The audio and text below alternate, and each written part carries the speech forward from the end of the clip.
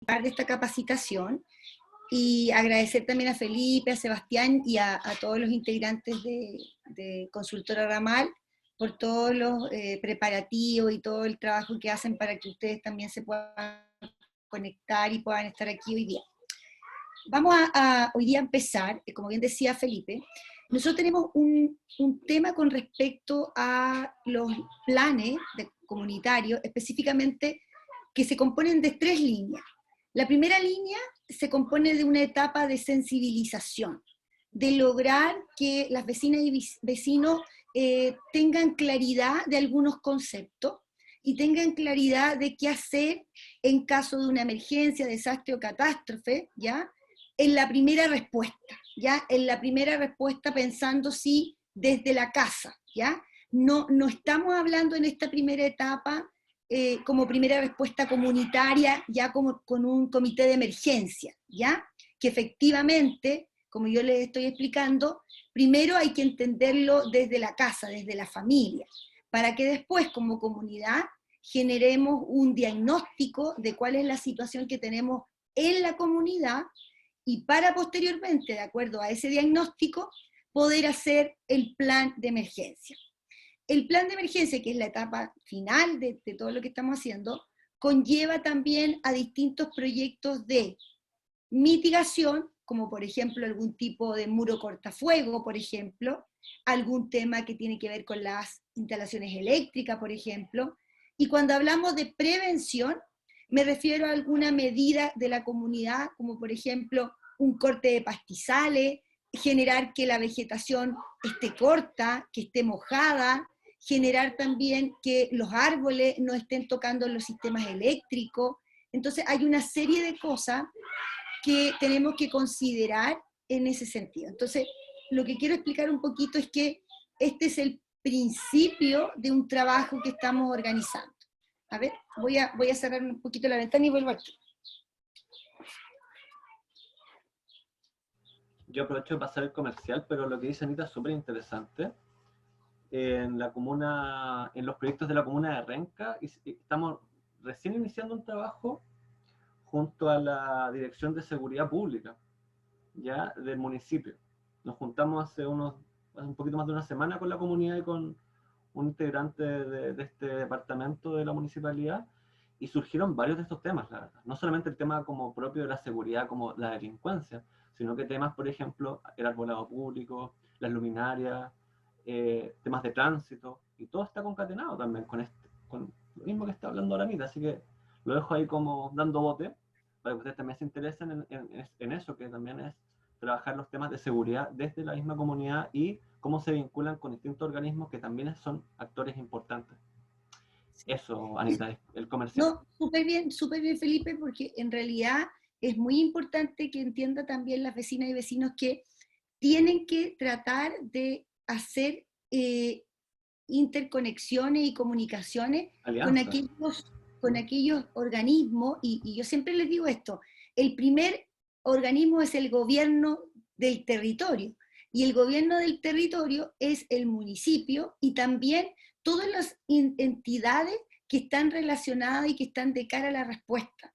Y eso quiere decir que tenemos que tener claridad quiénes son, y esto lo vamos a hablar, y también claridad cómo los contactamos, pero antes, porque si nosotros pretendemos en una emergencia hacer eso, eso va a ser imposible, eso no va a ser posible. Entonces, por eso yo también les explico un poco de que tenemos que tratar, ¿cierto?, de generar estos vínculos, y para eso también es importante entender el idioma que hablamos cuando estamos en el tema de la reducción de riesgo de desastre. Y algo que quería comentar es que nosotros nos encontramos, ¿cierto?, y nos hacen esta pregunta que estaban viendo ustedes ahí en la presentación, y nos dice, ¿estamos preparados?, con un signo de interrogación, ¿cierto? Y después nos hacen algunas preguntas, ¿cierto? Dice, ¿qué sucedería si en estos momentos, ¿cierto?, ocurre un incendio o un terremoto en nuestra vivienda? Después nos hacen otra pregunta y nos dicen, ¿evacuarás tu vivienda? Nos preguntan, ¿tienes identificadas las zonas de seguridad dentro y fuera de la vivienda? ¿Tienes definido un lugar de encuentro familiar cuando sucede, por ejemplo, ahora estamos en casa, pero cuando estábamos, por ejemplo, en el trabajo y los niños estaban, por ejemplo, en el colegio, en la escuela, ¿cómo era que nos íbamos a conectar con ellos? ¿Dónde nos íbamos a encontrar con ellos? Porque la mayoría de las veces lo que ocurre, que no debe ocurrir, es que los padres se trasladan todos al colegio. Y eso justamente es lo que no debe ocurrir, porque efectivamente eso conlleva a que haya más accidentes y obviamente una contingencia mayor. Entonces, hay que también tener claro que el colegio, y eso también quiero decirlo, el colegio tenga un PRIE, un plan de respuesta, ¿cierto? Para poder también favorecer, ¿cierto?, en ese tema la seguridad de los niños y por sobre todo evitar justamente este traslado tan, yo diría, efusivo de los padres, que lo único que hace obviamente es generar mucho estrés y además generar accidentes. Eso también, yo esto se los manifiesto porque se ha vivido esta situación, entonces por eso quiero decirles que cuando las características del colegio y cuando el colegio ha mantenido, tiene un protocolo, los niños van a estar más seguros en el colegio y por ende tenemos el tiempo suficiente cuando son pequeños para lograr llegar de una manera segura. Así que eso también hay que tenerlo claro, y la señora Paula me hace así con la cabeza porque efectivamente es así, ¿cierto? Entonces, porque esto yo lo he visto, o sea, los autos abandonados en la mitad de la cuadra, un caos total, gritos, los niños no entienden qué es lo que ocurrió, entonces yo diría, le afecta mucho esto, ¿ya? También dentro del concepto que también nos preguntan ahí, nos dicen, ¿tiene o dispone de un kit de emergencia? O sea, ¿por qué no hacen esa pregunta? Y ustedes se van a ir dando cuenta conforme va avanzando la capacitación. Pero aquí hago la primera pregunta, que es, si nosotros estamos hoy, en este minuto, en presencia de un incendio, o de un terremoto, ¿qué sucedería en definitiva? Abramos micrófono para que nos cuenten qué sucedería. Por ejemplo, ¿qué sucedería si hay un terremoto en este minuto? A ver, ¿qué es lo que pasa? A ver, abramos micrófono para ver qué respuesta tenemos. A ver. Hola. Hola. Paula, adelante. Acá en mi torre habría un caos total, porque somos 20 familias y cuál de todas le tiene más miedo. Absolutamente. Fíjense que hoy día veía en la prensa y le comentaba a Sebastián un evento de un edificio, una torre muy alta, que ocurrió un incendio en el piso séptimo, y que obviamente cuando se entrevistan a los vecinos y vecinos, efectivamente ellos manifiestan, no sabíamos qué hacer, no sabíamos, por ejemplo, los pisos altos, si evacuamos hacia arriba, las escaleras de emergencia, que se supone que están presurizadas, no se deben abrir, porque al abrir las escaleras perdemos esta presión y obviamente lo que mantenemos es un aire limpio dentro de la escalera para evitar, ¿cierto?, que haya, por ejemplo, temas de asfixia u otro tema para poder desplazarnos. O sea, el sentido de una presión negativa es justamente por eso que ven que la puerta, cuando ustedes la abren, se trata de ir inmediatamente porque hay una presión distinta entre los dos lugares. Pero esas puertas, cuando están abiertas, cuando en las escaleras de emergencia acumulan basura, cuando en las escaleras de emergencia dejan pintura u otros materiales, eso constituye un mayor riesgo para todos los que viven en ese edificio. Cuando hay un incendio, lo primero que es claro, en el caso nuestro no tenemos, pero no hay que usar ascensores por ningún motivo, porque la gente que se introduce en los ascensores, inmediatamente lo que sucede es que las instalaciones de los ascensores se ven afectadas. Entonces, las personas que yo he visto, por ejemplo, abren el ascensor y afuera les espera todo el fuego, y son absolutamente, y quedan pero absolutamente en defensa, y además el propio ascensor muchas veces, ¿cierto?, ha tenido accidentes y ha caído. Entonces, los ascensores, en el caso de que ustedes se presentaran en esa situación, que no es el caso nuestro porque no tenemos, pero que también hay que saberlo, porque pudiésemos estar en un lugar así y no sabríamos qué hacer, ¿cierto? En el caso nuestro, en el caso de las torres, no sé si estas torres tienen muchos pisos, Felipe. La que me dice la señora Paula, 5, exacto. Sí. Sí. Nosotros como ministerio también tenemos torres más altas, eso también quería decírselo. Entonces, hay en ese lugar, hay ascensores, ¿ya? Y también hay situaciones donde se han puesto ascensores conforme a algunos proyectos que se ha ganado la propia comunidad, en el sentido de tener, a lo mejor, en ese condominio, muchos vecinos que son minusválidos y que obviamente tampoco están en los primeros pisos. Entonces, hay, yo diría, contados con esta mano, aquellos que han postulado y que han ganado ese tipo de proyectos, ¿ya? Porque para los 5 pisos no está establecido esa medida, para que lo entendamos, ¿ya? También en el caso, por ejemplo, aquí teníamos una pregunta y me decía, señora Paula, efectivamente no sabríamos qué hacer, nos llenamos primero que nada, de pánico, ¿cierto? Porque no sabemos qué hacer.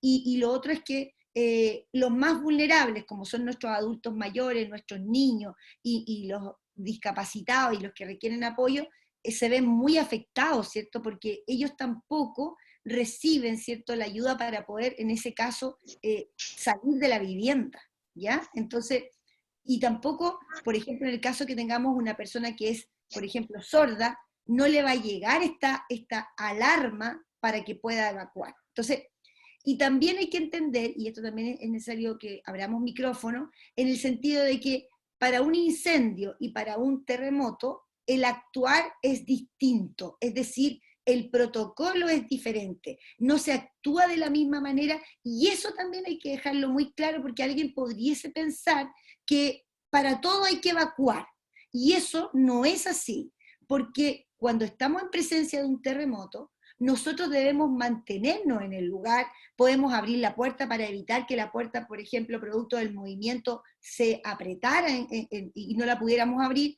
entonces la mantenemos un poco abierta, pero esperamos acá a que termine el movimiento. Si salimos corriendo, lo más probable es que ¿cierto?, nos atrape en algún lugar, y obviamente no es un terremoto que sucede solo en mi casa, el terremoto está en todos los lugares. Entonces, el evitar eso de salir corriendo, eso de tener una actitud, yo diría, muy, muy, muy riesgosa, eso es lo que queremos nosotros impartir.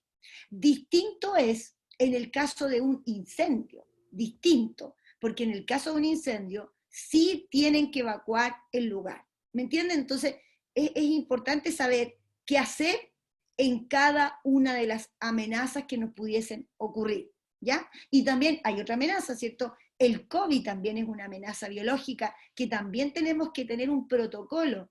¿Qué pasa si tenemos una familia que tiene COVID? ¿Cómo lo vamos a hacer? Bueno, vamos a sanitizar el edificio, el comité se va a poner en contacto, a lo mejor por WhatsApp, con la familia, para poder colaborar en la compra de los alimentos de la familia, en poder ayudarla, porque lo que como comunidad sabemos es que la familia tiene que estar 14 días o más, ¿cierto?, dentro de la casa sin salir. Entonces, si una familia, por ejemplo, no tiene redes de apoyo, no tiene a alguien que le ayude, la comunidad es la que tiene que tomar ese rol, y eso porque así como le pasó a esa vecina o ese vecino, también me puede pasar a mí. Entonces tengo que saber cómo actuar y tengo que tener establecido cómo lo voy a hacer, ¿ya?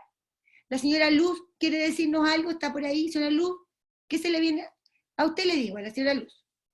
¿Puede abrir el micrófono para que nos diga un poquito qué pasó, qué pasaría si efectivamente en este minuto se produjera un incendio en su casa? A ver, ¿qué es lo que pasaría? ¿Qué haría usted? A ver.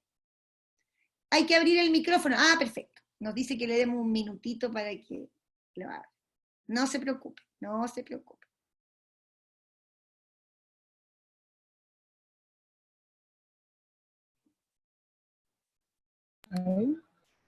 Ahí se escucha muy bien. Ahí se escucha muy bien. Ya, ¿cuál es la pregunta? La pregunta es, ¿Cuál era la pregunta? La pregunta es, ¿qué sucedería si en este minuto hubiera un incendio en su casa? ¿Qué es lo que usted haría? A ver, ¿usted evacuaría la vivienda? ¿Qué haría usted? Evacuar, pues, obvio, Ya. evacuar junto con mis hijas. Y ¿Ya? eso, evacuar. evacuar. Y ustedes como familia, ¿saben a dónde tienen que ir? ¿Tienen un punto de encuentro? ¿Ustedes saben dónde tienen que evacuar? ¿Hacia dónde tienen que ir? Sí, en el estacionamiento tenemos un espacio donde tenemos para, en caso de terremoto, incendio, es como un lugar seguro. Ya, se estableció ese lugar. Claro. En general, los estacionamientos no son muy apropiados, por una razón, ¿ya? Yo también, porque efectivamente hay yo diría, claro, y hay vehículos, y además que no todos cumplen que dejemos esa área despejada, porque además son estacionamientos. Entonces, en ese caso, hay que evaluar bien esas zonas y puntos de encuentro, ¿ya? A veces cuando no hay un punto de encuentro que alcance para evacuar a todas las personas del condominio, se elige un punto de encuentro fuera del condominio, ¿ya? En la vía. Claro, acá igual es difícil porque hay 2 condominios, entonces la calle principal los divide a los 2. Entonces no hay como un espacio como seguro para evacuar. Me lo imaginé, tampoco. me lo imaginé, por eso que le quería comentar, y les quiero comentar a todos, que cuando no existe un lugar dentro del condominio, tenemos que buscar hacia la calle, hacia las veredas también, y disponer de un lugar seguro, porque tiene que caer toda la gente que vive en ese condominio, y muchas veces dentro del condominio no existen espacios suficientes para que todos se evacúen. Eso se lo digo, y lo vimos recientemente en un condominio que fuimos con Sebastián, ¿cierto? Que efectivamente era imposible que en ninguno de los 2 lugares que se tenía dispuesto se pudiera tener ya personas que vivían en el edificio. Y eran Ahí varias. quiero acotar un punto. Por ejemplo, nos pasa en el condominio de la señora Paula, y dentro de las copropiedades que están ahí en Parque Las Lilas, que dentro del condominio tenemos como el estacionamiento designado como punto de encuentro o punto de seguridad, porque si la gente evacúa hacia como la calle o vereda, se encuentra con torres de alta tensión. Están como, la gente sale y les quedan encima. Entonces, por un lado tenemos que escoger igual, siento como el lugar menos malo en teoría, si es que no llegamos a encontrar un punto realmente seguro, hay que tomar la decisión, ¿cierto? De, ya no sé, pues, evacuamos a la gente quizás a las torres de alta tensión, o la dejamos adentro en estacionamiento y están como de alguna manera un poco más protegidos. Entonces, igual eso se tiene que evaluar de forma quizás en terreno, ¿cierto? Pero hay veces, como usted bien dice, que hay que sacar a la gente a la calle, pues no siempre dentro del condominio es necesario que la gente evacúe o se encuentre. Y si no, también revisar este tema de los adacionamientos, porque habiendo autos ahí, va a ser imposible tener a la cantidad de personas en ese lugar. O sea, el metraje no va a dar cabida a esas personas. Entonces, hay que disponer a lo mejor a más de un punto de encuentro, y hay que disponer que una cierta cantidad de personas se vaya a un punto y otra cantidad de personas se vaya a otro punto. Ya eso también lo sabemos, porque cuando se hace una evacuación en un edificio, por ejemplo, en el centro de Santiago, no todos concurren al mismo punto por la capacidad de espacio. Entonces eso también es otra cosa a considerar, ¿ya? Muy bien. Luz, muy bien, muy bien. Entonces, como hemos respondido estas preguntas, vamos a avanzar, ¿cierto?, en el primer punto que tiene este plan Familia Preparada. ¿Y qué es lo que dice este primer punto de plan Familia Preparada? Bueno, dice que nosotros como familia tenemos que identificar a todas aquellas personas que viven en mi casa, que viven conmigo. Entonces, si yo tengo a mi mamá, por ejemplo, que ella es una persona que tiene 80 años, por ejemplo, que se llama Soledad, pero que ella sufre de presión alta, que ella requiere remedios para la presión, ¿cierto? Voy a necesitar algunas contraindicaciones, ¿cierto? Y algunos apoyos diferenciados, ¿ya? Y en ese sentido, yo tengo que manejar esta información antes. Al igual que, por ejemplo, yo tengo vive mi hija, que tiene 10 años, y ella, por ejemplo, tiene problemas en su pierna y requiere a lo mejor algún elemento, no solo bastón, a lo mejor ella requiere también tener una silla de ruedas, por ejemplo. Entonces, en ese sentido, lo que hacemos en la información del grupo familiar es identificar todas las personas que viven en mi casa y además identificar qué enfermedades tienen, si usan medicamentos y se necesitan apoyos o cuidados especiales. ¿Qué contraindicaciones tiene? Por ejemplo, yo puedo tener una persona, por ejemplo, que requiera o tenga una alergia no solo al huevo, sino que ella no puede comer cualquier alimento. Entonces, en el caso de que estas personas, por ejemplo, las vecinas y vecinos se vayan a un albergue, eso tiene que estar muy claro, porque se le podría dar algún alimento que le podría ocasionar una intoxicación, ¿ya? Entonces, lo primero es ver quiénes viven en mi casa, porque además esta información es súper valiosa, porque nos damos cuenta con este catastro, en este caso la consultora, que a lo mejor en ese condominio el 80% son adultos mayores, o a lo mejor el 70% son niños y niñas.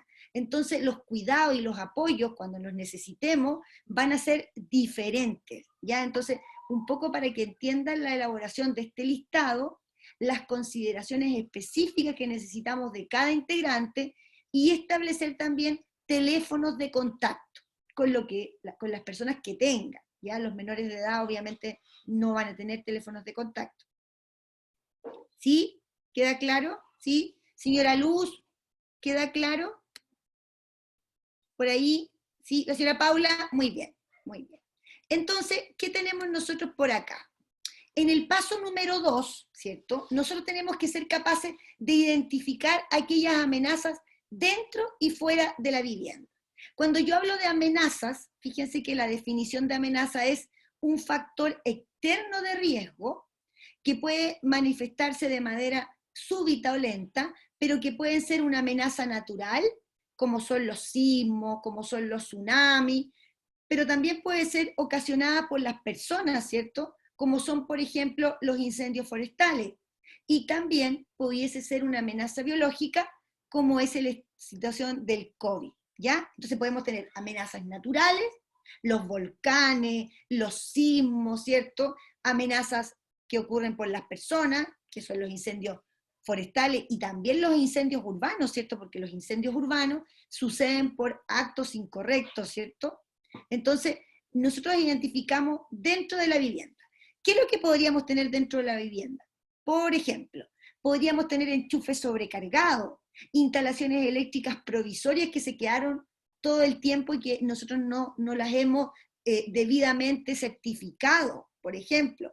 Tenemos una cantidad de amperaje dentro de la casa que continuamente, como aumentamos la cantidad de equipos electrónicos, equipos eléctricos, el sistema se me cae, que es una medida de seguridad, ¿ya?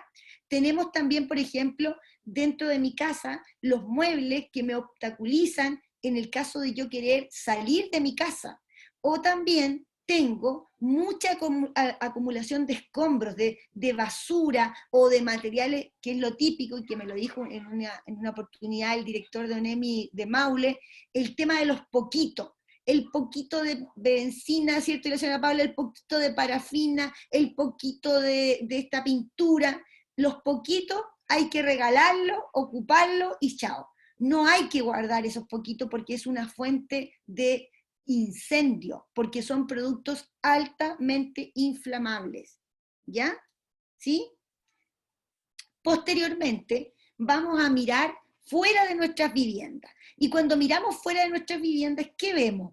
Por ejemplo, acá tengo unas imágenes que nos mostró Sebastián, que me parecen muy interesantes. Por ejemplo, en la entrada, ¿cierto?, se veían principalmente vehículos mal estacionados, ¿cierto?, y que obstaculizan. En el caso que venga un carro de bomberos, el carro de bomberos necesita darse la vuelta, y en ese caso concreto, ahí, ¿cierto?, lo que tenemos es solamente una vía de entrada. Lo que va a ocurrir es que no vamos a poder tener esta ayuda, que es tremendamente importante. Entonces, acá lo que tenemos que ver es que necesitamos mantener nuestras vías de entrada y salida absolutamente expeditas, ¿ya? Y eso es lo que tenemos que conversar también como comunidad. También nuestras plazas, por ejemplo, en el caso de esa plaza, por ejemplo, lo que se nota es que también colinda, ¿cierto?, con la línea del tren, pero también eso hace que ustedes tengan una amenaza fuera de la vivienda, producto de que muchas veces ustedes hacen el cruce en lugares no autorizados. Y eso, ¿cierto? ¿Alguien me quiere comentar algo? Y al hacer estos cruces en lugares no autorizados, ustedes se exponen, ¿cierto?, a tener lo más probable un atropello, porque el tren no tiene la forma de parar drásticamente y lo va a atropellar, ¿ya? Y eso ha sucedido, y sucedió hace poco con una vecina de 60 años, ¿cierto?, que murió.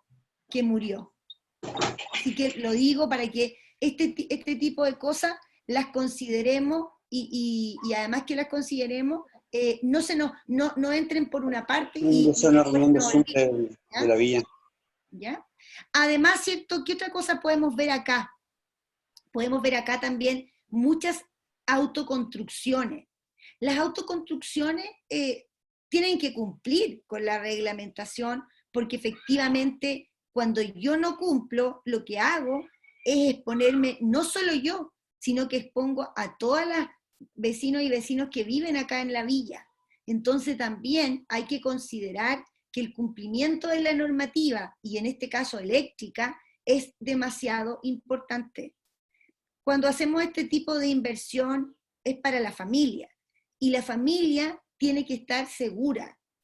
Y por eso, en el caso de, lo digo, no hay que escatimar en ese tipo de elementos, porque lo que está en juego es la vida de ustedes, es la vida de sus hijos. Entonces muchas veces no le dan valor a esto, que en realidad es lo más importante, ¿ya? Lo otro contar es que muchas veces también están conectados de una manera no correcta, ¿cierto? Y eso también, obviamente, hace que ustedes sean muy, yo diría, es que estén muy expuestos, ¿cierto?, a un incendio también, ¿ya? Creo que las fotos hablan por sí solas, me pareció sumamente bien, y también, por ejemplo, en el caso de una autoconstrucción, nosotros sabemos que en el condominio, en la villa, hay niños, y por ende no podemos hacer esta autoconstrucción como nosotros queramos. Hay que tomar ciertas medidas porque le podría caer un objeto pesado a un niño, por ejemplo, y ese sería un tema también de una amenaza, ¿ya? Hemos llevado varios temas que me parecieron sumamente interesantes, tanto las conexiones eléctricas como las condiciones de construcción de una casa, ¿ya? Sabemos que el presupuesto no es tan grande, también lo sé, pero lo que quiero que sepan es que cuando se construye, uno de los ítems tiene que ser ese, la seguridad, ¿ya? Señora Luz, ¿me quería decir algo? ¿No? A ver por ahí, a ver por ahí. A lo mejor la señora Paula. La señora Paula, no, ya. Cualquier cosa me interrumpe y me dicen nomás, ¿ya? También aquí lo que nos mostraba es que los grifos, ¿cierto? Cuando uno tiene grifo, los grifos no pueden estar obstruidos, porque el que se va a instalar en el grifo es el bombero con sus mangueras, y en esa condición va a ser muy complicado, ¿cierto? Y por eso que también hay una reglamentación de tránsito de que los grifos tienen que tener una cierta cantidad de metros sin ocupar. Esta situación no se puede tener en los condominios, porque altera, o más que altera, significa que mi seguridad está en manos de esos dos vecinos que si no se hace a tiempo lo que tenemos que hacer, prácticamente mi casa se va a quemar. Entonces yo no puedo permitir esa situación. Al igual que, como veamos acá, que acá hay una ampliación, ¿cierto?, que está muy cercana al tendido eléctrico, ¿ya? Entonces eso también es importante tenerlo en claro. ¿Sí? ¿Se entiende? Perfecto. Vimos amenazas dentro de la vivienda, y ahora estamos hablando de amenazas fuera de la vivienda, como son, por ejemplo, los autos que están rodeando, por ejemplo, el exceso de velocidad, los pastizales que se podrían quemar, ¿cierto?, y que pudiesen ocasionar un incendio. Y también, ¿cierto?, en el caso de una inundación, podría ser que el agua llegara, ¿cierto?, hasta la entrada de mi casa, o no solo hasta la entrada, sino que se inundaran las viviendas, ¿ya? ¿Y por qué se inundan? Porque a lo mejor tenemos un estero, tenemos un canal que no dispone, por ejemplo, de un muro de mitigación, de un encauzamiento de canales, que por lo menos, ¿cierto?, pueda mantener, ¿cierto?, ese encauzamiento. ¿Sí? ¿Se entiende? Perfecto. ¿Qué es lo que sucede entonces? Tenemos lo que nosotros llamamos un accidente. Y los accidentes, hay que decir que el gran porcentaje de los accidentes lo tienen nuestros niños y nuestros adultos mayores. Fíjense que en las estadísticas hablan de que en los desastres tiene 14 veces más probabilidades de morir una mujer, niña o niño, 14 veces más que un hombre. Por ende, es muy importante esos datos porque reflejan también otro tema que es muy importante mencionarlo en la capacitación, el enfoque de género. Cuando nosotros resolvemos un problema, no siempre hemos, yo diría, escuchado las necesidades de los más vulnerables y de las mujeres, ¿ya? Y en ese sentido, ¿cierto?, se resuelve la mayoría de las veces los problemas de manera universal. Y esa resolución de problemas de manera universal no significa que el problema está bien resuelto, ¿ya? Y esto, siempre les doy este ejemplo para que lo comprendan. En un lugar, por ejemplo, que hay mucha nieve, el municipio, por ejemplo, dispuso que la nieve se extrajera primero de aquellas carreteras, luego de aquellos lugares y de aquellas empresas donde llegaban mayor cantidad de automóviles. Pero ¿qué sucede con las mujeres? Las mujeres no todas tienen auto.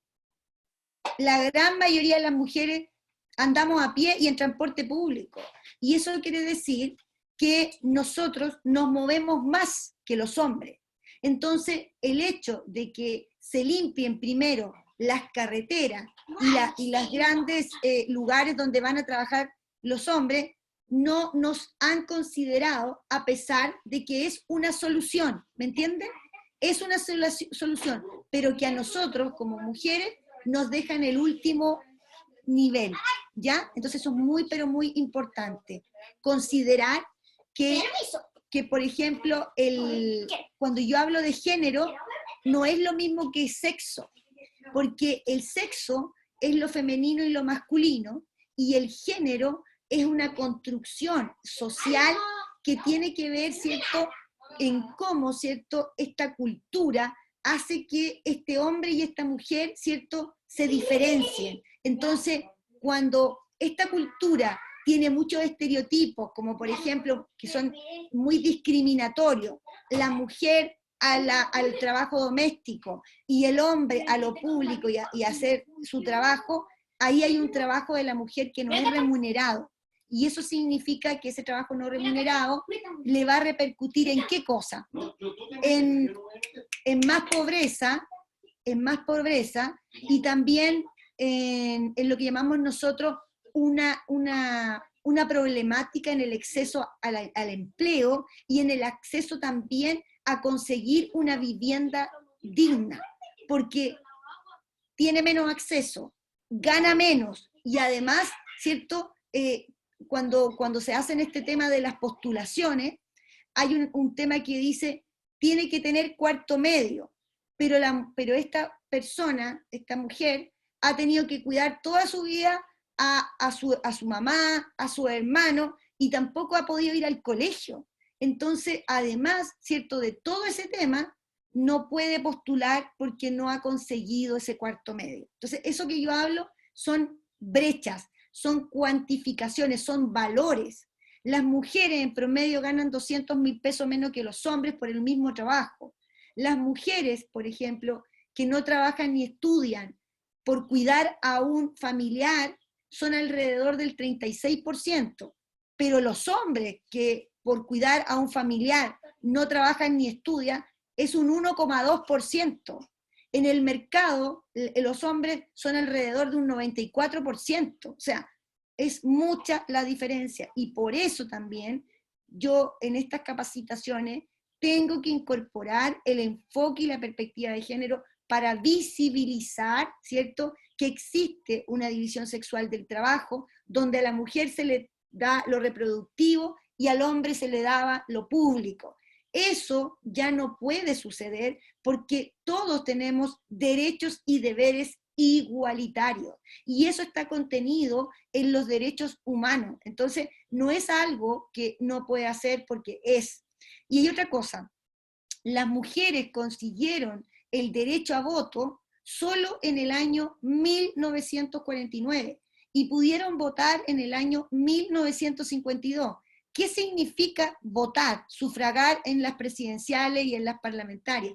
Significa que fuimos ciudadanas. Antes de sufragar, no éramos ciudadanas, teníamos solo la nacionalidad chilena.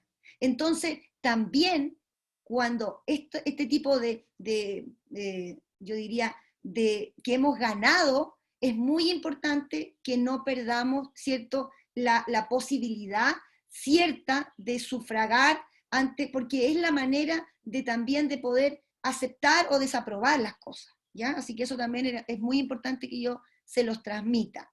El tema de la división sexual del trabajo, y también otra cosa, hoy en día tienen que haber escuchado en las noticias que el Ministerio de la Vivienda también firmó un convenio con el Ministerio de la Mujer y Equidad de Género.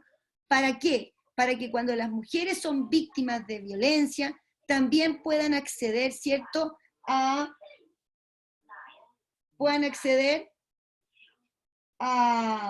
disculpen, a lo que llamamos nosotros puede ser un subsidio de arriendo, ¿ya? Entonces, es muy importante este tema, porque a veces las personas que no están informadas no cuentan con esta información y obviamente siguen estando en el lugar. Y aquí hay algo que también quiero señalar. Las mujeres particularmente tienen su emprendimiento, y otra cosa, las mujeres no emprenden porque les gusta el emprendimiento. Las mujeres en su gran mayoría emprenden porque tienen la necesidad de darle comer a los niños. Entonces también, eso es tan importante lo que acabo de decir, porque muchas de ustedes, donde están viviendo, tuvieron muchos esfuerzos para vivir donde lo están haciendo, muchos esfuerzos. Tuvieron un comité, hicieron muchas cosas. Y lo que yo recalco acá es que no pierdan, y por eso que les digo que se preocupen de lo que estamos contando hoy día, porque todo ese esfuerzo se puede ver, yo diría, absolutamente perdido si nosotros no nos cuidamos. Entonces, por eso que tiene una directa relación el enfoque y la perspectiva de género, ¿ya? Señora Luz, cuénteme un poquito, porque seguramente usted, ¿cuánto tiempo lleva viviendo ahí en su vivienda? También me interesa saber. Ahora en mayo cumplo 3 años, en Ya. mayo del próximo año. Perfecto, perfecto. Pero ¿le hace sentido lo que yo le digo, que fue con mucho esfuerzo, ¿cierto?, también llegar, ¿cierto?, a su vivienda, ¿cierto? Sí, a pesar que uno igual no paga lo que vale realmente el departamento, para mí igual fue con harto esfuerzo. Yo soy Exacto. sola con mi hija, entonces igual fue como una bendición igual, porque estaba al alcance del bolsillo. Pero Y lo qué bueno adoro lo que mi usted me dice. departamento. Pero qué bueno lo que usted me dice, porque así como usted lo obtuvo, hay muchas mujeres que también tienen que obtenerlo. Entonces, por eso también es muy importante, y lo que yo le digo, cuando hablamos de las desigualdades, cuando hablamos de las brechas y cuando hablamos de las barreras, que son obstáculos para poder obtenerlo, ¿ya?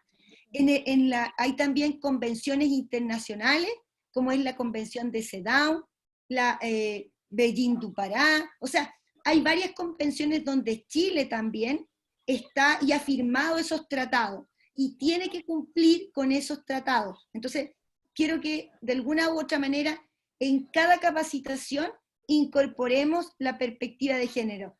¿Por qué? Porque muchas veces las personas piensan que el género es una lucha contra los hombres, y eso no es así. O que el género es una lucha, es feminismo, tampoco. Y tampoco el género es una igual a mujeres. nosotros para avanzar como país tenemos que avanzar hombres y mujeres, y eso tenemos que entenderlo, no divisiones, ¿ya? Muy, pero muy bien. Llegamos al paso Anita, número... disculpa que te interrumpa Felipe. solamente en eso último, Sí. que decir que una cosa que yo estoy totalmente de acuerdo con lo que acabas de decir, que hombres y mujeres tenemos que avanzar juntos y juntas. Sin embargo, el feminismo no es una contraposición a eso, el feminismo es una reivindicación, ¿no? Lo que es en contra de los hombres se llama embrismo.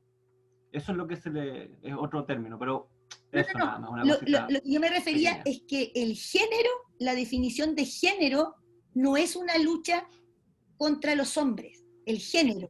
No, totalmente. Y feminismo tampoco. Exacto. Y tampoco, Feminismo el tampoco. género tampoco es... Todos tenemos Todos tenemos... exacto, Yo lo que creo que ser feministas exacto. también. Y lo que yo quiero que entiendan es que un país no avanza si no avanzamos todos. No podemos decir que cuando las mujeres tienen todos los objetivos de desarrollo por debajo, son las más pobres en el mundo. Las mujeres son las más pobres en el mundo. Las mujeres son las que acarrean el agua cuando no hay agua potable. El 80% son mujeres y niñas. Las mujeres sufren mutilaciones genitales en 200 países. O sea, ¿de qué estamos hablando? Entonces, por eso que sin duda, cada mujer que ha conseguido lo que ha conseguido usted, Luz, y lo que la señora Paula, tenemos que ser capaces de también transmitirle a otras mujeres que también son capaces de poder obtenerlo. ¿Y por qué yo le digo esto? Porque también se necesita que cuando lo obtenemos, lo cuidemos, porque no quiero que lo pierdan por no hacer las cosas bien. Y por eso estamos aquí en el Plan Familia Preparada, para decirle a las vecinas y vecinos que tenemos que cuidarnos y que tenemos que cumplir ciertas cosas también. ¿Mm? Sebastián, ¿algo que quieras compartir, Sebastián, Felipe? Este tema a mí me apasiona, así que yo me puedo... Sí, no, yo por ahora todo bien por ahora, sí, todo bien. Hay cosas que hay que incorporar a las capacitaciones. Es súper interesante este tema, Anita. Yo en la universidad también tocamos un poco el tema de la vulnerabilidad, que bueno, como tú bien dices, es un tema de género y también muchas veces temas políticos también, pues sí, también pasa muchas veces eso, que hay decisiones políticas que también dejan a veces más expuestas a las personas, en fin, un tema que da para mucho. No, y también yo quiero mencionar que las ciudades tienen que ser más seguras para las mujeres, porque Realmente. lo que no les dije al principio fue el que... espacio público no está pensado para las mujeres. Claro, porque hay una invisibilidad de la mujer, porque eso se veía con, como yo les digo, con dos temas que era el endocentrismo y el etnocentrismo, el androcentrismo y el endocentrismo, porque el etnocentrismo hacía que el hombre estuviera en el centro de todo, y el androcentrismo hace que la mirada de lo que hacemos, de lo que vemos, se hace desde una mirada masculina. Y eso quiere decir que nuestras plazas, por ejemplo, no reunían, por ejemplo, la iluminación necesaria, porque las mujeres necesitan esa iluminación para que se vean en todos los lugares. Y otra cosa que ustedes pueden darse cuenta, era que cuando se construye una ciudad o una villa, por ejemplo, una de las cosas que hace que sean más seguras es que todo mire hacia adentro, es decir, que todos tengan los ojos puestos. Cuando colocamos esos cercos, por ejemplo, que no tienen visibilidad, hacemos que la vía sea más insegura, ¿ya? Entonces lo que se pretende en los espacios públicos es lograr que calles, barrios, esos sitios eriáceos, por ejemplo, sin la iluminación, un foco de delincuencia. ¿Y de quiénes? Un foco de delito para las mujeres. Entonces, por eso también es muy importante lo que estoy mencionando, ¿sí? Cuando hablamos de los lugares de protección y de zonas de seguridad, hablamos de que en la casa yo también tengo que disponer de un lugar que yo he definido como seguro, un lugar donde no me va a caer una repisa, un lugar que no me van a caer vidrios si se llegan a quebrar los vidrios, un lugar como por ejemplo el comedor, ¿ya? Los pasillos, ¿ya? Pero si los pasillos están obstruidos por cosas, no me van a servir, ¿cierto? Por eso es que los pasillos tienen que estar libres de obstáculos. Y también el patio, en el caso de ustedes, porque aquí tenemos de distintos tipos de vivienda, para que ustedes también lo consideren en dejar lugares, yo diría, también no con, yo diría que el chileno es muy asiduo a mantener cosas que no sirven. Es decir, guardamos algo y decimos, no, si esto en algún minuto me lo voy a poner, pero ha pasado un año y no me lo he puesto. Entonces, en realidad, o tengo una caja guardada que en realidad la tengo ahí, o sea, a lo que voy es que el espacio también tenemos que cuidarlo de manera segura, ¿ya? También en las zonas de seguridad, ¿cierto? En lo que hablamos del antejardín, lo que hablamos de las plazas, de las canchas, son tremendamente importantes, porque las plazas también son puntos de encuentro, y esas plazas tienen que estar, ¿cierto? Cuando veíamos aquí una que me mostraba Sebastián, una cosa importante es mantener ese pasto, ¿cierto? Corto y también no seco, porque también hace que sea un posible foco de incendio, ¿cierto? Estos pastos secos generan, ¿cierto?, que cualquier cosa que caiga pueda generar. Y otra cosa también es que no podemos fumar en cualquier lugar.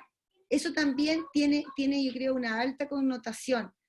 En un dormitorio, donde la mayoría de las cosas son inflamables, cortina, cubrecama, el que fumen acostado, el que fumen en ese lugar es un alto riesgo. Hemos tenido incendios de familias enteras que han muerto adentro, por esto que yo estoy diciendo. Entonces, por lo mismo, es necesario que ustedes cuando efectivamente quieran fumar, bueno, lo hagan fuera de la casa, en un lugar donde no presente riesgo, ¿ya? También considerar, en el caso, por ejemplo, de la gente que vive en el borde costero, y en el caso nuestro, tenemos que conocer cuáles son las rutas y las vías de evacuación, antes de que algo suceda, porque en el minuto no van a saber hacia dónde dirigirse, ¿ya? En el caso, por ejemplo, cuando hay un volcán, yo les doy este ejemplo para que lo vean, la zona de afectación es sumamente grande. Entonces, como es sumamente grande, se consideran puntos de encuentro transitorios. ¿Por qué? Porque van a venir camiones del ejército o lo que haya puesto el municipio para evacuarlos a un punto de encuentro seguro. En el caso de estas villas, también tenemos que ver cuáles son estos puntos. Y bien, como decía Sebastián, no pueden estar estos puntos donde están las torres, tenemos que fijarnos muy bien en esa condición, ¿sí? Otra cosa, en relación a las escaleras de evacuación, ¿cierto? En este caso, cuando tenemos escaleras de emergencia es cuando estas escaleras están presurizadas, ¿ya? Acá tenemos escaleras que son las vías de evacuación y que tienen que estar expeditas. No puedo poner planta, no puedo poner bicicleta, no puedo poner ningún tipo de objeto porque dificulta. Y algo que vimos también es que en algunos lugares habían ciertas rejas, ¿cierto?, que las personas han dispuesto porque obviamente a los robos están, y esas rejas cuando se abren, obviamente bloquean toda la vía de evacuación y obviamente las personas quedarían bloqueadas, ¿ya? Entonces también eso hay que considerarlo. Sebastián, ¿hasta ahí? ¿Estamos bien? Sí. Sí, está bien. Quería acotar o incorporar algo, por ejemplo, dentro de las amenazas, ¿cierto?, dentro de la vivienda, y creo que una de las que quizás desde el próximo mes se pueda como vivir más el tema de la iluminación en Navidad, el tema de los adornos de Navidad, el arbolito de Pascua, no sé, recalcar el tema de la compra, ¿cierto?, de estos elementos que sean certificados por SEC, no siempre llevarnos como por lo más económico, porque lo más económico nos puede salir caro, en este caso, un incendio de una casa en plena celebración, no creo que sería un buen regalo, ¿cierto?, para los niños, para las familias, así que recalcar un poco esa amenaza que se nos viene pronto. Yo creo que ya desde ahora empieza el tema, o el boom de las luces, etcétera, así que eso. También algo que es bueno que ustedes sepan, en el caso de la pandemia, también nosotros vimos muy buenos liderazgos desde la parte de las mujeres, y eso también quería compartirlo con ustedes, como es el caso de Jacinta Ardern de Nueva Zelanda y como es Angela Merkel de Alemania. Ellas tuvieron un muy buen comportamiento porque los liderazgos femeninos son más bien colaborativos, son más bien de escucha, y el rol clave que tuvieron estas mujeres fue obviamente, en el caso de la Jacinta, fue bloquear inmediatamente las actividades y hacer inmediatamente una cuarentena que le significó salir prontamente, al igual que Angela Merkel, que lo que hizo ella fue también observar, ¿cierto?, lo que estaba sucediendo en Europa. ¿Qué quiero decir con eso? Que cuando estamos en este tema del COVID, no es un asunto de una persona, sino que el COVID es un asunto de todos. Y si de todos cumplimos, vamos a salir adelante. Pero si no cumplimos, no vamos a salir adelante. Entonces eso también es bueno decirlo. En el paso número 4, acuérdense, hicimos un directorio, identificamos la amenaza dentro y fuera de la vivienda, le colocamos, yo diría, dijimos, ¿sabe? ¿Cómo estas amenazas que nosotros vimos, cómo las resuelvo? Ah, bueno, si tengo enchufes sobrecargados, bueno, lo más probable es que tenga algunos quebrados y por eso sobrecargo otros. Si yo tengo los muebles ubicados que me dificultan el paso, bueno, yo los voy a reubicar. Si yo tengo acumulación de escombros, voy a limpiar ese patio, ¿cierto? Y si yo tengo pastizales, me voy a organizar con los vecinos para que hagamos una limpieza, ¿ya? Para entender que por un lado están las amenazas y por otro lado están las soluciones de las amenazas, ¿ya? ¿Se entiende? ¿Sí? En el punto 3 definimos muy claramente cuáles eran los lugares de protección dentro de la vivienda, cuáles eran las zonas de seguridad que teníamos en el condominio, en la villa, y posteriormente cuáles eran las vías o las rutas de evacuación. ¿Ya? En el paso 4, lo que tenemos que hacer es visibilizar nuestro hogar desde arriba, como que si cerráramos los ojos y miráramos nuestro hogar. ¿Y qué tenemos que identificar? Por ejemplo, tenemos que identificar que si vivimos en una zona rural, por ejemplo, si tenemos a lo mejor un pozo, si tenemos un corral de animales, o sea, ¿qué tenemos? ¿Ya? Y también, en el caso del plano de la vivienda, tenemos que también mirar dentro de la vivienda qué lugares definimos como seguro. Por ejemplo, nosotros dijimos que el comedor era seguro, lo pintamos con verde. Dijimos que teníamos un familiar que estaba postrado y a él lo pintamos para saber cómo tenemos que evacuarlo a él, ya que él va a estar en la primera medida. Que en la cocina, por ejemplo, es un lugar que voy a pintar con rojo, porque hay zonas de calor, ¿cierto? Y que las vías de evacuación, en este plano que está aquí, en la página, además, este libro es el libro del Plan Familia Preparada, que se les va a hacer llegar digitalizado, pero que cuando tengamos la oportunidad, se los vamos a entregar este libro. En la página 35, que ven ahí ustedes, ahí van a hacer ustedes este plano de la vivienda, como que lo están mirando desde arriba. Entonces, ahí van a dibujar, por ejemplo, alguien me podría decir, ¿sabe que yo tengo un extintor en mi casa? También hay que dibujar el extintor. ¿Sabe que yo tengo, fuera de mi casa puse una manguera? Bueno, hay que dibujar la manguera también, ¿ya? O sea, todo lo que yo visualizo dentro de mi casa, por ejemplo, las llaves de corte de agua potable, ¿dónde está? ¿Dónde está el tema del corte de energía eléctrica? ¿Dónde está la llave de corte de gas dentro de mi casa? ¿Ya? También localizo también dentro de este mapa, ¿cierto? Un lugar que yo considere, ¿cierto? Accesible y obviamente para todos también. Y eso también tiene que ver cuando hay un terremoto, ¿cierto? ¿Dónde nos vamos a ubicar en la vivienda? ¿Dónde vamos a permanecer? En el caso, por ejemplo, de las trompas y tornados de Concepción, las personas se ubicaron en los baños, porque el viento era tan grande que rompía, ¿cierto?, los vidrios de las ventanas, ¿ya? Como para que entiendan eso, ¿sí? Señora Luz, ¿entiende lo que hay que hacer? En el paso 4... Perdón una cosa. Disculpe que la interrumpa, pero estoy en mi trabajo y me voy a retirar. Ya, no se preocupe, no se preocupe. Nos queda poquito, nos queda poquito. Ah, ya. ¿Cuánto más o menos? 5 minutos, así que no se retire, no se retire. Ah, ya. Vamos a hacerlo rápido. Y también en el paso número 5, lo que hacemos es definir roles. ¿Quién va a hacer cosas? Es decir, ¿quién va a llamar a los bomberos? ¿No le ha pasado, señora Luz, que usted dice, y bueno, ¿y quién llamó a los bomberos y no lo ha llamado nadie? Nadie. ¿Quién llamó a Carabineros? ¿Quién, por ejemplo, llevó el kit de emergencia? No, si el kit se quedó en la casa. ¿Quién sacó a la mascota se quedó encerrada? Entonces, en el paso número 5, lo que hacemos nosotros es definir roles de la emergencia, roles de en mi casa. Bueno, hija, tú vas a ir a cortar la energía, o vas a ir a cortar el agua, o vas a ir a cortar en el tablero eléctrico. Mamá, usted va a llevar la mochila. Y así van definiendo los distintos roles. ¿Ya? ¿Sí?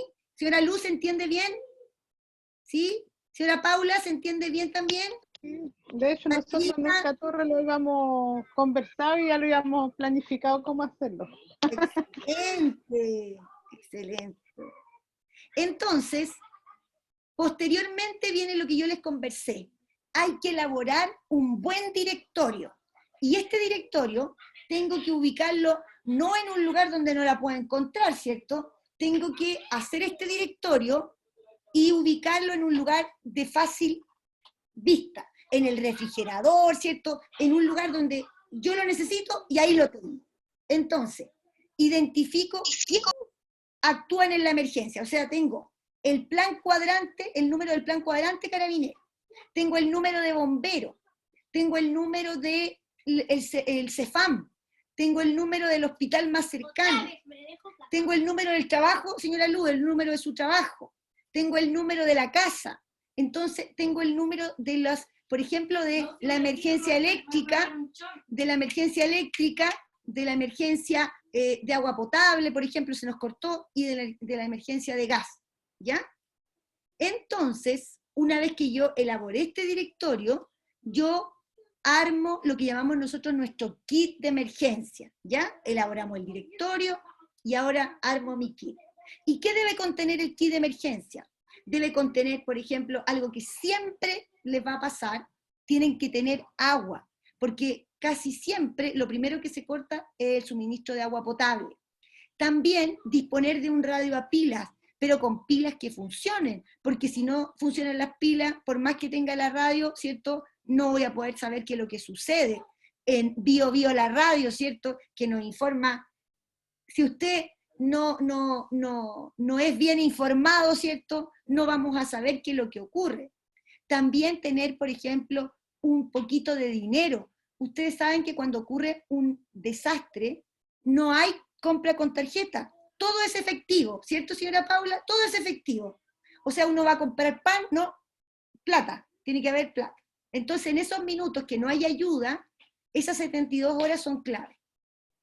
Tener una linterna. ¿Qué pasa si lo que sucede de noche? Voy a necesitar moverme, voy a necesitar una buena linterna.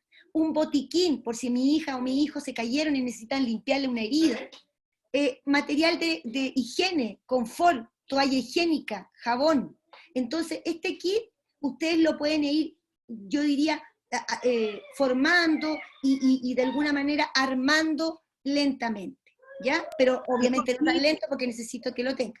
¿Sí, Paula? Disculpa, yo por lo menos acá en mi casa, no en mi copropiedad, en mi casa tenemos un baúl donde tenemos lo justo y lo necesario en caso de cualquier cosa, salir arrancando. Tanto sean cosas como para curarse, ropa para cambiarse, un poco de mercadería, platita escondida ahí en caso de... Es cosa de llegar, agarrar la maleta y arrancar. Muy bien, muy bien, muy bien. Fíjense que otra cosa que quiero comentar es que el paso número 8, que es el último paso, es el paso, yo diría, más importante de todo el plan, porque si yo no practico el plan, no sé qué es lo que está mal. Por ejemplo, yo salí y no llevaba mi kit de emergencia y me tuve que quedar toda la noche fuera y no tengo que comer, no tengo mi linterna, no tengo con qué comunicarme. Y también pudiese ser que yo, cuando me pidieron que cortara la llave de suministro de energía eléctrica y tampoco sabía dónde cortarla.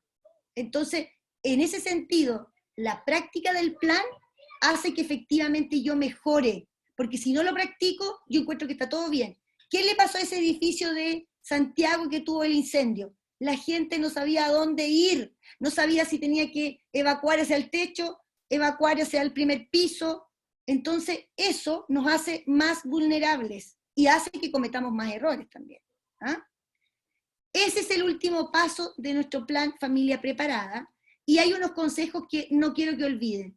Mantener los medicamentos lejos de los niños, mantener la manilla de los sartenes, de las ollas hacia adentro para que el niño no se vaya a quemar, mantener fuera del alcance de los niños tijeras, alfileres, prestar atención también, hoy en día el tema de las piscinas, por favor, vecinas, vecinos, estar pendiente también, mantener la superficie de la ducha con goma, eliminar o evitar, yo diría, prohibir, ¿cierto?, el exceso de enchufe, y también, ¿cierto?, no fumar en lugares, ¿cierto?, que no pueden hacerlo, ese hábito de la cama.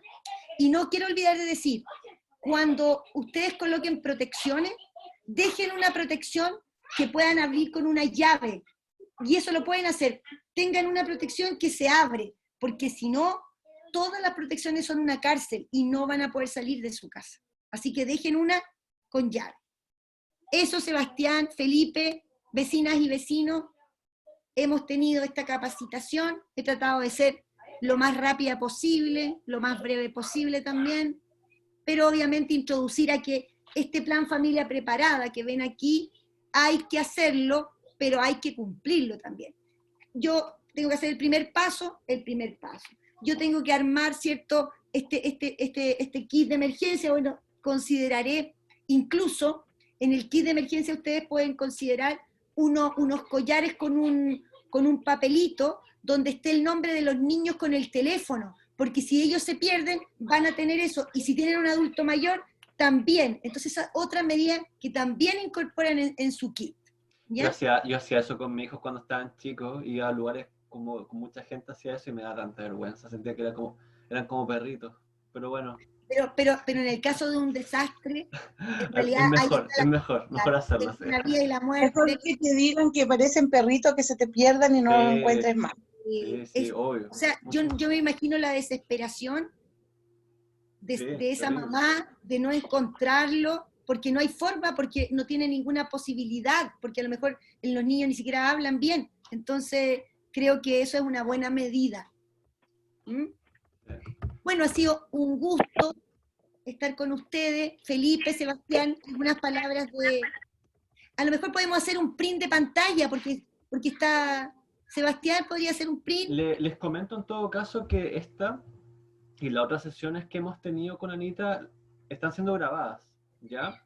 Eso significa que después de un par de días, quizá hoy día mismo, depende, hay la logística interna de nosotros, pero subimos este video a YouTube para que ustedes puedan acudir a este material nuevamente, a esta conversación, y a ustedes les sirve también, y no solamente a ustedes, sino que también a las vecinas y vecinos que por X motivos no pudieron venir y quizás querían. De hecho, recibimos hartos mensajes durante el día, Anita, de que había mucho interés, pero claro, a veces por horario no todos pueden. Pero eso, y les dejo también ese mensaje como para cerrar, de que esto no se termina acá, porque este es un plan que se aplica a diario, este trabajo.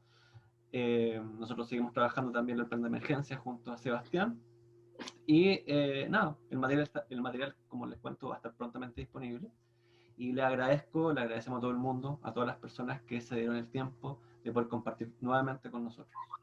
Así que eso, Anita, eso, sí, vecinas. Y también que no olviden de que de todo lo que hablamos acá tiene directa relación en lo que nosotros como familia, monoparental, yo, hija, mi hija, o el papá con su hija, porque familia es un concepto amplio, por eso se llama familia preparada, pero no es que sea mamá, papá, sino que cada uno de nosotros tiene que definir qué va a hacer cada uno, definir los roles, estar preparado, ese es el objetivo de esto.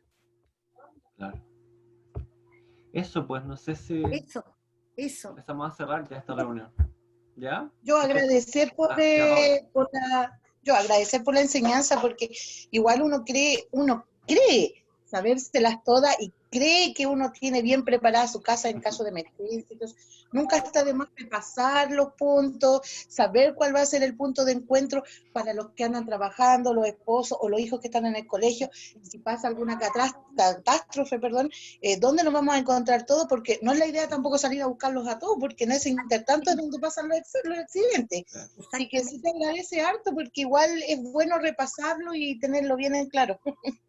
Yo le agradezco mucho la participación y también les digo que tratemos de motivar a otras vecinas y vecinos, que yo también siento que es tan importante esta información que a veces no la reciben y ellos son víctimas ¿cierto? De este tema de incendios o de otro tipo de amenazas y no saben qué hacer. Y es tan doloroso cuando vemos la noticia que se han muerto, que no hicimos nada. Yo siento que esto hay que hacerlo ahora. No después llorar de lo que pasó. Hoy día es que tenemos que hacer esto. Exacto.